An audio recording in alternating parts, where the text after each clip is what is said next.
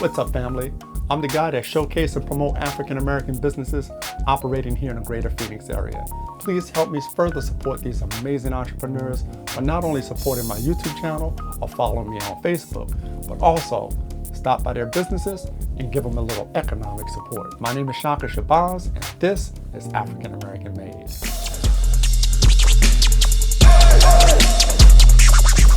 How you doing today? I'm doing well. Thank you for asking. Thank you so much for allowing me this time to talk to you and inviting me into your beautiful place to talk about what you do here. Won't you give us your name and the name of your business? My name is Shante Saulsberry, and I'm the CEO of Janice Vaincre Boutique. Right.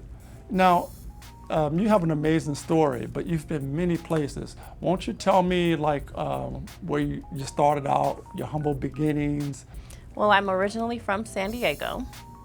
I moved to Florida, I want to say in about 2012, and it was military. Due to military, I was married at the time, got divorced, and then remarried again in 2019 and moved to Miami. And from Miami, we moved here from Miami. I moved here December of 2019.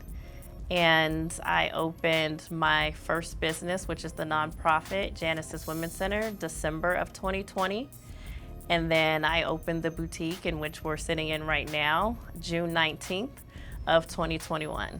Wow. Now, is this an ambition you've had for a while, or was it something that came on you after you got to the region? I have never thought of being a business owner, although I went to school for business administration. I never actually wanted to open a boutique. I never wanted to start a nonprofit. That wasn't something that's ever been on my heart. I actually started the first business, the nonprofit, after meeting a homeless woman in Ahwatukee. And that was obviously that was the catalyst, but what inspired you? I know you said you didn't have an aspiration to own a business, but things like the philanthropic work that you do, I mean, sometimes that comes from something in your past or something that you've always had a burning to do. Was it that way for you, or was it just something you came into after you got here? Yeah, it was just after meeting the homeless woman. Okay, yeah. Just like that? Okay. Yeah, just like that. I met the homeless woman during COVID, so I want to say like April of 2020 after moving here. And I tried to get her off the streets, and I reached out to several nonprofits to do that, and I kind of feel like they failed me. So explain that a little bit. So it's really hard. It's hard, period, especially right now with the shelters being full, no beds, all of that. And so that's actually what started the whole thing for me. I was trying to get her into a shelter. And because of the lack of resources and availability and the way that the organizations were speaking to me, I said, you know what? I can't do this. I'm not going to allow this woman to feel this way. And in return, I had to feel it as well. Mm-hmm. And so I said, you know what? I'm going to open up my own organization and name it after the woman that I had tried to help. So that's where Janice came in. Wow. And is Janice the name of the woman that... The homeless woman? Yeah. Yeah, the homeless woman is named Janice. That's beautiful. Yeah. That's real beautiful. And I commend you on your work that you've done so far in such a short time. I mean, you just decided to do this and you made it materialize. Yeah.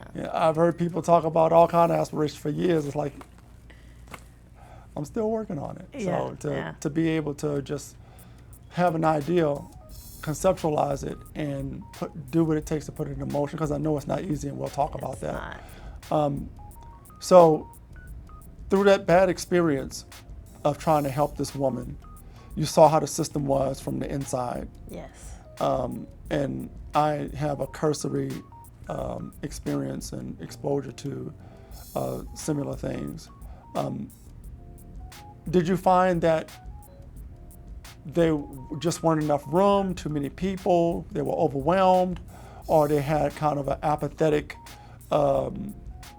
outlook on that, in that space? I kind of feel like now, especially because I'm in that space, a lot of them are serving from a place of just salary. That's how I felt, especially when I was pushing for her. I felt like, you know what, at the end of the day, whether they help her or they don't, that person is still going to get paid. They're still going to bring home a check. And I think that is when I started Janice's Women's Center, and I started to fully realize the whole outcome in those types of responses.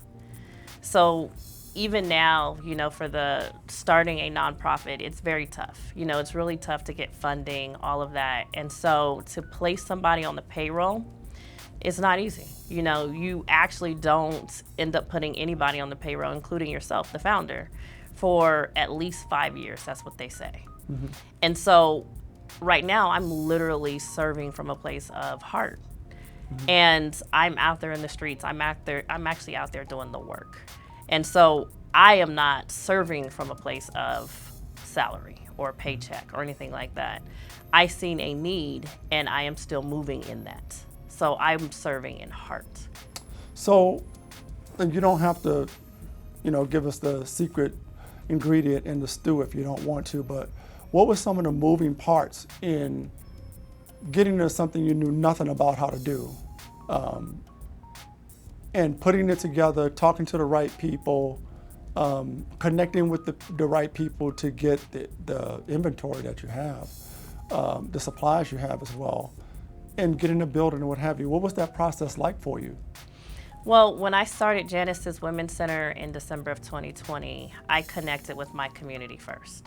So Awatuki being that community. And I didn't want to go knocking on doors without having the community's support, their backing, and that meant the community leaders. And so I immediately reached out to the district leaders. At that time, it was Sal DeCiccio. And his chief of staff responded back to me on LinkedIn. So that was a hot spot. So Sam Stone, we had our first meeting. And I shared my concept and my vision and what I was looking for. I told him everything about the homeless woman and what I had experienced and what I wanted to do differently. And he was just like, Shante, I love it. He was like, I have been trying to do something like this for years. And the fact that you have this idea, it looks like we need more small concept shelters all over the valley. And at that time, I didn't even know what he was talking about. I'm like, I don't really know what a small concept shelter is. I just have this vision. The fact that you just narrowed it down, that was the person I needed in my corner. And so he was like, I'm gonna help you. And of course, again, this was during COVID. And so I'm Zooming with everybody that you could possibly think of at this point. You know, Sam is putting me on the phone with human services. I'm talking to more council leaders. I'm talking to representatives. I'm talking to law enforcement, people that work in Supreme Court justice. I'm just meeting everybody so I can share the concept behind Janice's Women's Center and how I'm looking to start something, 52 small shelters or tiny homes built out of containers. And so when he heard that, he was like, you know, we need this. Like, this is the push. This is the start here for Arizona. So no one before you had any similar ideas that he may have heard or his representatives may have heard until you presented the ideal? Yes. The tiny homes made out of shipping containers was my concept. Okay. And at that time, we were thinking that this stuff would be donated. And now someone has brought that idea to Arizona, and now there are containers. Okay. Now, I wanted to ask you, when you were making the rounds and soliciting various leaders and organizations, what was that process like? Like, did you already have an idea from something in your background that you kind of already knew, well, I need to talk to this person, that person, or whatever, or get me in front of this person? Or were you just like, you know, cold approaching? Well, Sam, he connected me with everyone. Okay. And so it was more so like, hey, Shante, you need to meet this person. So whatever aligned with the business concept is who I ended up meeting. Okay. So we knew once the shelter opened that I wanted to provide careers to the ladies, not just jobs. And so that's why I connected with, you know, the career development person of the city of Phoenix, and it just kept going. We knew if I wanted to place the tiny homes in every community in Arizona, that I needed to meet the leaders in those communities. Yeah. So that meant if it was Glendale, then I needed to meet the representative or the council member of Glendale. Same thing, it just kept going. Avondale, Peoria, all of that. And so that's how I pretty much got introduced to all these individuals. So in talking to these people and they like your ideal, what were the steps involved in actually getting the housing and deciding who's going to get into the housing? What was your process for taking in the people that you took in that qualified for the said housing? And what was it like administratively for you? So after meeting Sam, January of 2021, he said, I want you to act as Janice's Women's Center. I didn't have a building, so I didn't know what that meant. But everywhere I went, I was Janice, basically, is how that pretty much summed up. Mm-hmm. And so even today, I do not have a shelter. So now I have partners. And so meeting those partners, they do the housing for me. Okay. Everything that Sam thought we could get donated, this was during COVID, we could not. So land has really not rough been, during those yes, days. Yeah. yes. So land has not been donated. A building has not been donated. I have a business team, more so my construction development team. They were hired on during 2021 to pretty much lay out all of the estimates and the figures of what would be needed for the build of Janice's Women's Center. That project came out to be $8 million. Mm-hmm. And so now every dime from, I want to say April of 2021 to today, all of that money, anything that I raise, even here in the boutique, pennies of that goes back towards that $8 million project. Mm-hmm. But because I've been acting as Janice's Women's Center by placing women, of course, inside of the other shelters that my partners have, and then still providing case management, networking, community, career development, all of that, that's funding. And so I have to still put out money. So it is tough to, since I've been acting as Janice's Women's Center without the actual structure, I'm still pushing out money. And so it's tough to raise the $8 million. So with that being said, it's just continuing to network, get the word out, share the mission. And in the right hands, we're still hoping that someone will donate that land and donate that building structure so we can get started with housing. Because the ladies, they don't want to be with partners. They want to be with you. They found you. Mm-hmm. Although you got support, mm-hmm. the money isn't there to make it happen. And I'm thinking, and I'm a novice, I'm thinking that $8 million is not really a lot of money. So that is a good question. When I first started and I sat with Sam, we talked about all of these COVID dollars and that there was an abundance of COVID dollars here in Arizona specifically that needed to be dispersed for homeless shelters and beds and just for whatever. And at that time, that's why we thought that we could get support. And that's why I was meeting with so many people. And again, that's literally from January of 2021 to where we are today, September 2nd of 2023. And I've met with so many leaders. They've heard my story. And then I want to say it was earlier this year that Phoenix, a judge in Phoenix, issued an order to clean up the homeless. Yes, and so even then, I wrote a report and I sent that out to our leaders. And I shared with them what it meant to clean up the homeless. So that was literally me sharing a story of my background, my mom being homeless and on drugs, alcohol abuse, all of that, living in tents in California. Me equally, I have experienced homelessness. And then since specifically I am working with victims of domestic violence that are homeless, I have been answering phone calls, 911 phone calls. When I say 911, that's emergency homeless phone calls for 2 years now. And a lot of those calls, and I have shared this with leaders, are not just victims of domestic violence. That are victims that might have just fell behind on their rent. You know, after COVID, it seems like jobs all of that. People weren't actually going out working. Everything went up higher. We started to get more information in regards to how California was coming here, kicking up prices, buying everything. And so people just can't afford to live anymore. The economy has changed. And so, of course, I'm thinking, hey, I presented so much for 2 years and I went hard. And again, like you were saying, $8 million is not a lot.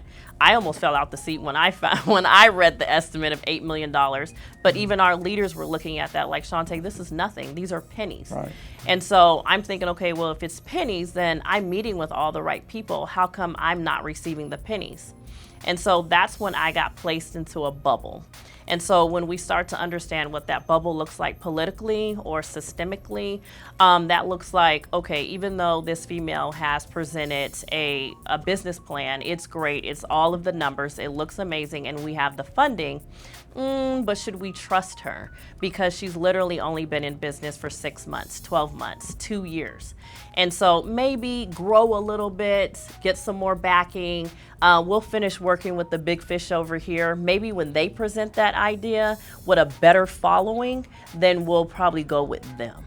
And so because I felt like I was discriminated against systemically, because although I had a great idea, I just wasn't large enough to present it.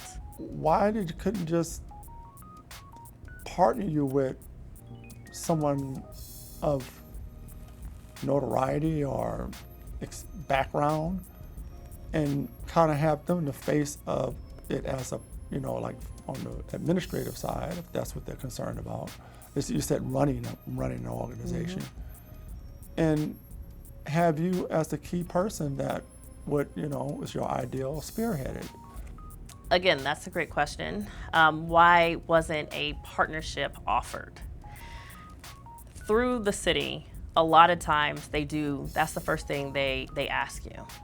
Just being a nonprofit or a business period, nonprofit specifically, if you have a great idea and you're a small fish, they will say, well, go out and do some research. See who else has that same concept as you and see if you can create a partnership. Allow that person who's bigger than you to, of course, spearhead, and then you kind of fall underneath them and you provide them with the programs. And so again, for the first 2 years of starting, that is all I did. I knocked on doors and I reached out to nonprofits that support victims of domestic violence, sat in plenty of meetings and asked, what does a partnership look like? How can I bring Janice's Women's Center inside and provide programs? And I would literally tell them and show them, I'm doing the work. Every time you pull Janice's Women's Center up, or if you turn the news on, I was popping up. Mm-hmm. I am answering the phone. I am acting as the domestic violence hotline. I am placing women in shelters. I am calling. I am doing the networking. I am passing bills and legislation. I am literally showing you that the strong and the strength and the commitment and the drive and the know-how is in me. So what I would get was, give us a little bit more. Yeah, that's unfortunate because, you have the concept and what you've done so far, it's amazing. So, it sounds like it's just, the same old story about the bureaucracy, Yeah. But I'm confident that this is going to happen the way you want it to. Yeah. In the meantime, you have this lovely boutique here that helps to support that effort. Why don't you talk about that? So the boutique was literally born after Janice as well. So I named this, and Vaincre is French for overcome. And so that's what I wanted her to do, overcome her obstacles. Every time I seen Janice, she would always say, Shante, I like your outfit. And so I knew since I was starting a nonprofit during COVID and then I also heard that a lot of nonprofits, they were losing funding. Funders were pulling out. Donors were just like, we're not sure where things are gonna go economically, and we're not going to be able to continue to be a sponsor of this or a donor of this, and me doing tours, I was seeing nameplates coming off of walls and stuff like that, and I was like, oh my God. Mm-hmm. I literally just started something and I don't know how I'm going to be able to afford to do even one program, to even supply a lady with a gift card. And so I said, you know what? Janice like clothes. I'm going to open up a boutique and name it after her. And the concept behind the boutique is fashion is a unique expression. And for Janice, it definitely was. Every outfit that I showed up in, she had something creative to say about it. And it was empowering. And so starting the boutique and having celebrities get involved and they donate, just having their items in the store and hearing their stories in regards to what they want me to do with their items, make sure that you give back to the ladies in a different way. Because during COVID, people were donating trash. And that hurt my heart to see that somebody would donate dirty underwear, that someone would dump their child's toy box out and think, okay, well, that person, they're homeless already. Just give them that broken toy. That hurt. Yeah, that is hurtful, and that's very insensitive. But you managed to, and I'm eager to hear this story, how you got in the ear of the celebrities to bring in these amazing clothes of quality and that could, really enhance someone's life. Looking for a job, or maybe they just don't have any clothes at all. How did that happen? How were you able to approach local celebrities? Are you connected? I know you're from California. I am not. Are you connected? Tell us all about it. I am not connected. I think it's just one of those situations where if you can reach one celebrity, if they like you, they will share it with another celebrity. I'm pushy, but I'm not pushy. So I actually met Ananda Lewis on Instagram during COVID. So I reached out to her first. She was doing a whole podcast series type Instagram live kind of thing on her Instagram, where it was like clean out her closet. And so she would pretty much get fans to walk her through her closet and say yay or nay. And so at the end of that, she would donate to a local charity. So I just kind of slid in her inbox and I shared my story and what it is I was doing and what the items would go back to and how those fundings would support women and children suffering from domestic violence. So Ananda chose me. And so next thing you know it, she shared it on Instagram. Hey, oh my God, I just met this amazing woman, Shante Saulsberry. She's running this amazing organization that supports women and children suffering from domestic violence. All right now, so I just cleaned out my closet. Everything's going to this amazing organization out in Arizona. So come on, everybody, get involved. And so that was like a highlight in its own. And I was like, oh my God, like I didn't expect that. Next thing you know it, as a new nonprofit, to see my name pop up on her page during COVID, everybody's on social media at this point. Everyone just started reaching out. Wow. And next thing you know it, I ended up in LA. So I do all my donation drives in LA. At first I was renting a van, but now they're my sponsors. And so I will get the van, go to LA. I say, hey, this is what I'm doing, guys. I'm loading up a van. Who wants to get involved? Ananda will share it and everybody will meet me at a specific location, which is pretty much discreet. So it's invite only to protect the status of the celebrities. That's what's up. Wow, that is amazing. Yeah. Because I would think that, and you kind of touched on it a bit, that she was donating to an organization. Yeah. I would think that there would be people in line with pitching their, nonprofit or, Yeah, it was definitely random. Yeah. I don't think she had announced it yet. I think it was just kind of a startup concept that she was doing. And so at the end of it, she was like, yeah, I'm just going to choose one. And yeah, we giggle about it. It was just God's timing. Now, you didn't get all of these clothes from her. No. What was that journey like in that process? I mean, you're doing this for the first time, right? I mean, you don't have a background in NGO work or anything like that, right? No, this is my first time. So I want to know what that process was. And like, you get one or two items, or you get a rack of items, then you get like, another rack. And then you get like, a wall full of stuff. And then you're like, all of a sudden you're like filled. You have, you don't know what to do. All the stuff. Now I have a you're store. getting. Yeah. So what was that like? Well, I will say Ananda filled the van. So the very first time Ananda basically filled the van, it was halfway filled. And so being that I was coming to LA, at that point I had reached out to more individuals, and they were not quite all celebrity status. They probably were influencers. And so I have another influencer, and she gets a lot of items. Next thing you know it, she opened up a boutique. So a lot of her items ended up donated. And so then she told a friend. And so it just kept going. My next big celebrity is Anna Marie Horsford. So most people are like, who is that? So I know what that is. Most people don't know. But that is Dee from the Wayans brothers. No, yes. So she was Dee from the Wayans brothers. The what was she? The security guard. Oh, the 227. Yes. So see, why do you have to go so far back? You went way back. So that's why I was like, okay. So most people don't know her name, and so Miss Horsford she's the mom from Friday. Most people know her from there. Right. Most people know her from there. Yeah. And so just getting connected with her was. I remember her from Amen. But see, so look how far back we go.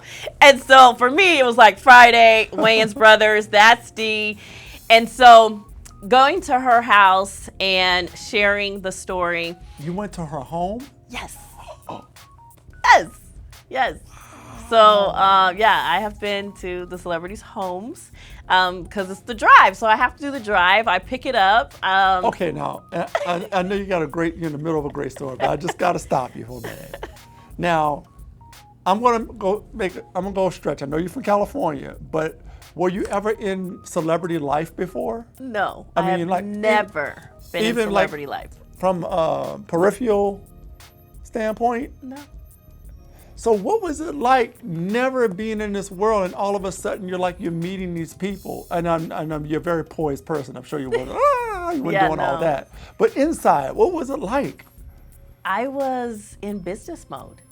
Oh, so you kept it. Yeah, okay. I keep it very business mode. But inside, where you're no. Oh wow, okay. No, I stay really humble, and I respect them and who they are. Yeah. I look at them like you and I. They're just people. And I never want anyone to feel like they have to live up to something. Yeah. I think that was really big for me. And so, when I met her, I asked her, I was like, excuse me, how many bags do you have? So I can do the count. What will you be donating so I can do the count?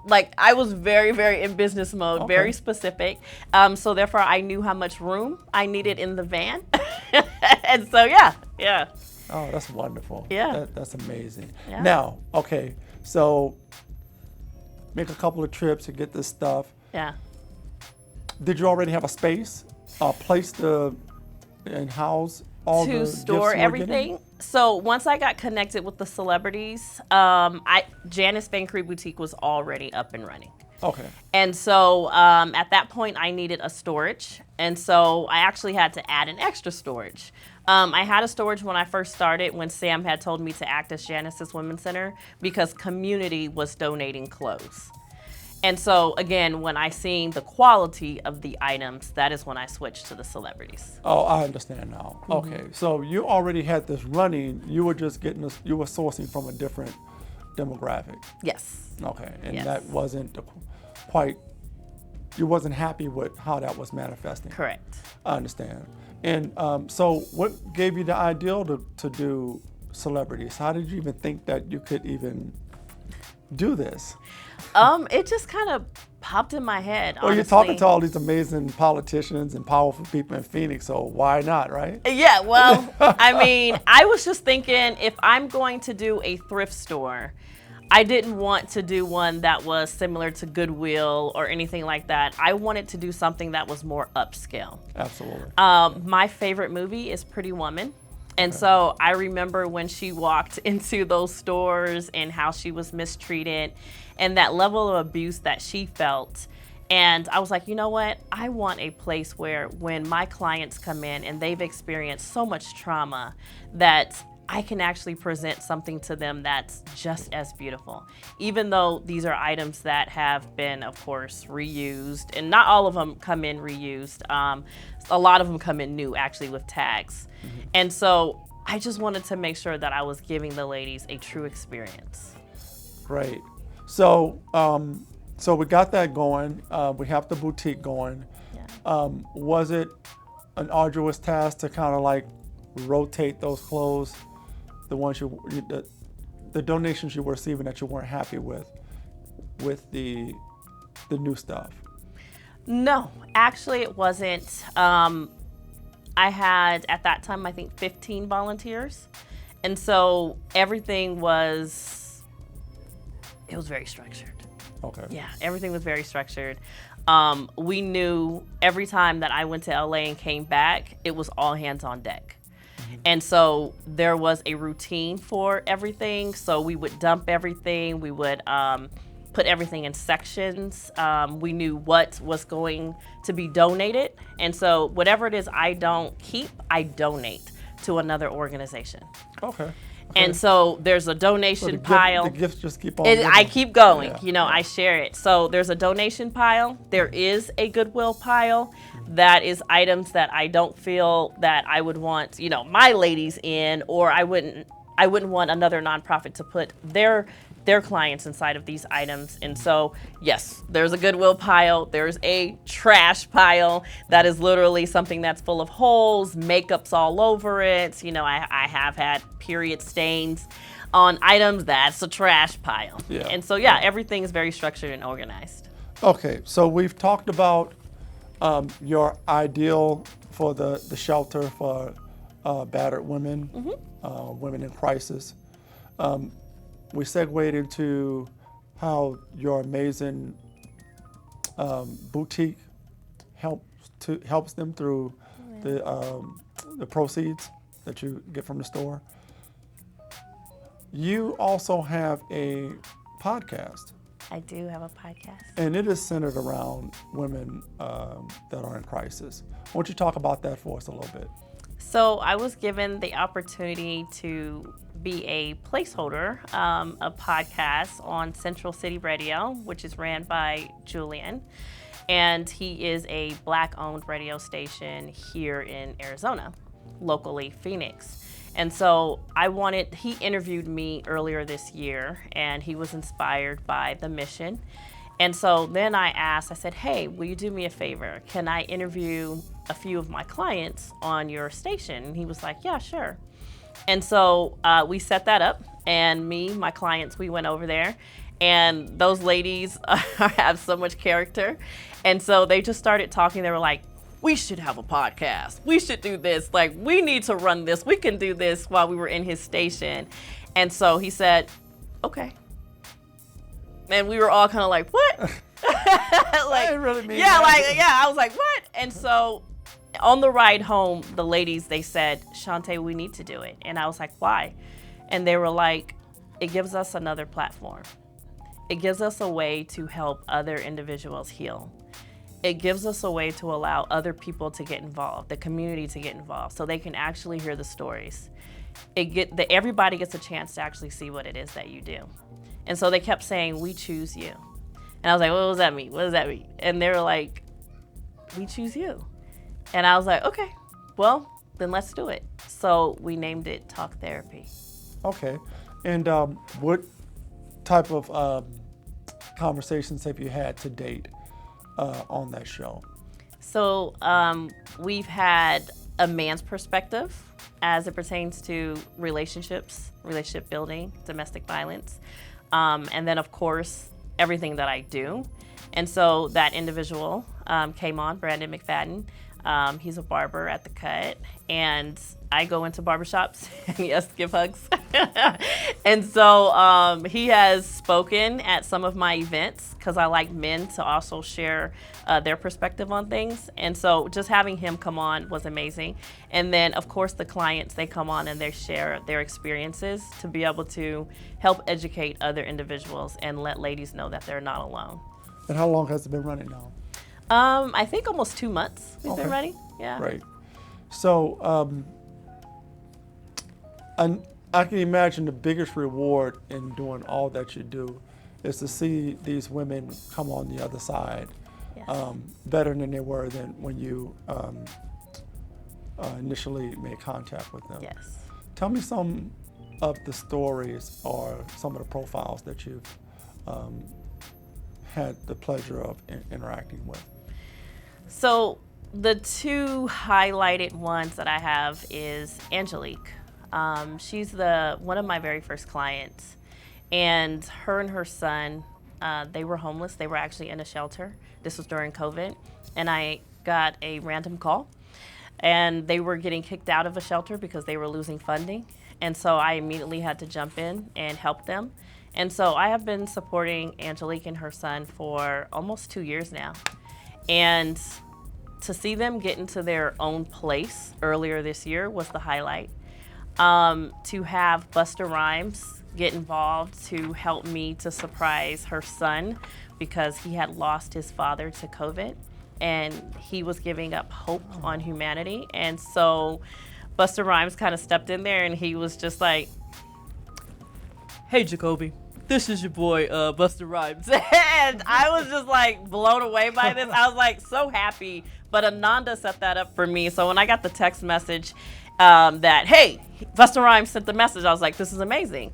And so typically my birthday's in April, and I choose an underserved child to celebrate my birthday with, but their birthday must be in April as well. And I had chose Jacoby because he had been through so much loss. And so Busta Rhymes, that was his birthday gift. And I didn't know that Jacoby's father's favorite artist was Busta Rhymes. And so it was like having his father there for his birthday. Wow, that's amazing. And now Jacoby, I was just invited 3 days ago to move him into his dorm. Oh, that's wonderful. He is in college. So I want to back up a little bit. What are some of the services that you offer through your center? Case management is big, shelter placement, workforce development, and therapy. Now, do you said therapy? That's a good segue to my next question. Do you find yourself encountering, or do you at all encounter people that are having mental health crisis? Mental health is huge. Domestic violence, trauma experiences lead to mental health. And so, yes, most of them do suffer from mental health, very high risk.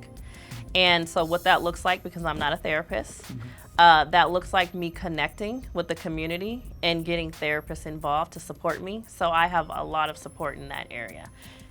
That's great. And I want to, I'm glad you said that because I've spoken with quite a few therapists in the Valley, and I know some of them are deeply involved in, helping underprivileged people, giving their time. It's rough when you don't have insurance, and Yes. things like that, or medical, to get access to those kind of services. So I think it's a blessing that people step out of away from their professions to, donate their time. Yes. What about substance abuse and, substance abuse as the whole gambit? So when it comes down to substance abuse or drug addiction, any of that, because I have partners, I'm too small to handle those areas, and so I partner out. Okay. And so if a female comes to me and she's suffering from any substance abuse, I will refer her over to a different organization. So referral. Of the total group that you serve, how many do you think, what percentage you think struggle with those mental health and substance abuse issues? So substance abuse, from just the calls, me answering them and maybe referring them out, in the 2 years that I've been doing this, I've probably had about 5% substance abuse. Okay. So I know that domestic violence victims come from all walks of life, right? sometimes there's a stigma as to, where it's more prevalent and what have you. Won't you touch a bit about your experience in helping some of these ladies, and either through referrals or directly through the center? What's the demographic? What's the makeup of the people that you see? So there are several different demographics, honestly, but primarily I service more, because most people would think it has to be all blacks that are experiencing domestic violence. That's not the case at all. So I probably have more white women that I service through Janice's Women's Center than anything. A lot of, I would say, just to give the percentage, probably about 60%. As it pertains to the white women that I serve. And then as far as the black women, we're probably looking at about 30%. Okay. Okay, that's good information to know.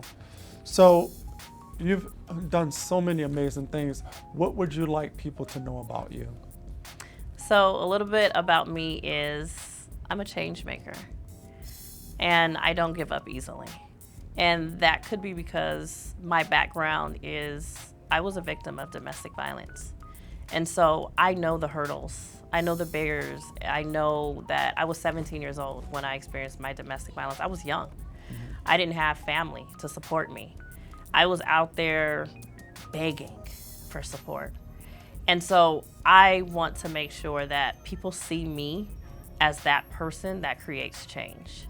Still with a smile or what have you. I go in real sweet, stay just as humble as can be. But this is me. This is domestic violence. And so, yeah, I'm gonna create as much change as possible. And most people say, what else do you plan on doing? And I usually say, well, I don't plan on stopping. Well, you've done so much so far, and I love your spirit and the heart that you're coming to this whole project with. And I really don't see an end to what you're doing. I just kind of feel like you have so many things in store. Yeah. You have a beautiful boutique. What are some of your favorite items in the store? Well, I had a donor locally give me ex-Cardinals players' items. And so I love the men's items that come in. But my biggest thing would probably be Kay's donation, because she donates all of the health items and the facial creams and all of that stuff. And the teenagers love that. And what inspired you to decide to go into political life?